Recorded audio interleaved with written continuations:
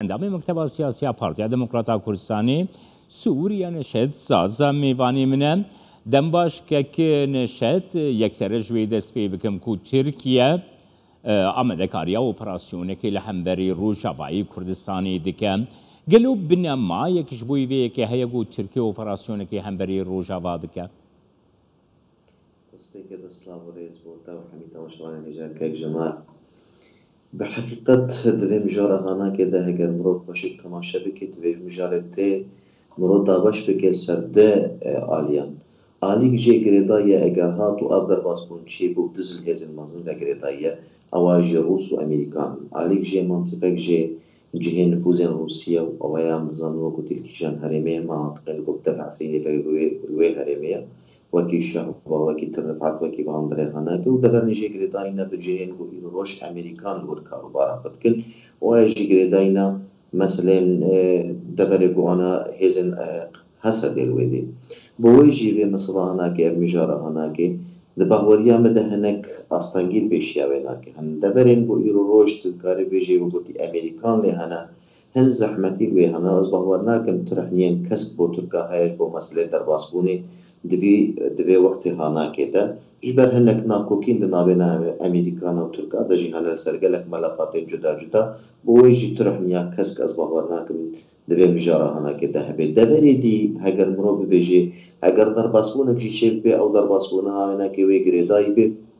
bi hin debernî muayyen bêmacna ew gotî wekî carna ereb dijin iştiya heke û gelekî berfereh yani debernî wegotî cuda cuda wê hebin ew jî girêdayên bilevkirinên kem bi baweriyan bide û ser re warî keftinên bo berî niha hebûn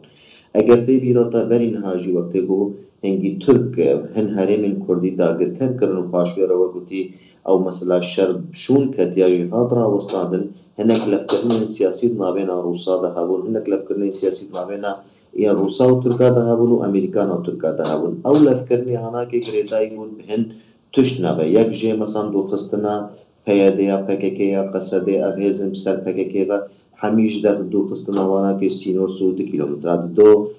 parastina xak û serweriya Sûriyê bû sisê meselên şerê hevre şerên terorê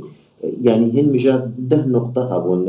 adî îtîfaqa Adana we gotiya got berêj 5 kilometra dihate pêşxistin paşwêra we gotiye Rûsa xist de yani evaya hemî girêdayî bûn wê mijarê hanakê ve kekê neşet min dixwest ez vê yekê bizanibim niha dengoyek heye ku mezlûm Ebdê hatiye dûr kirin ji fermanbariya Hesedê gelo ev yek bandorek li diyaloga Kurdî heye bêguman wê bandor hebe lê ev nûçeya hanakê heta kîjan radaya mirov bibêje rast e ew jî wegotî hin sekin sêrt vê ez dibêjim ev biryara hanakê em hemî jî ji mîdya Kurdî dibihîzin got û PKK biryar daye got mezlûm Ebdê guhertin bide lê ev biryara nake tenê bi PKK ve girêdayî di navêna du kevana de ez dibêjim ew jî seknek bi wê nake divê ez dibêjim ev biryara hanakê ne tenê PKK gel PKK bana ez bawer dikim wê zêdeyî guhertinê çûbane belkî gihevane asteke xerabtir jî lê ez dibêjim eveya girêdayî hin helwestan Amerîkanan lê derbarê hanakê bo wê jî ez dibêjim em hine ecelê nekin li ser meselê vê guhertina hanakê çi qasî rast kêm zêda em waya bi rastî ne pişt rast ji vê mesele kekê neşet spas bo te ji ber kurtiya demê mixabin em niha xilas dikin spas ku ji Dortmundê tu li gel me spas bo jî ser xweş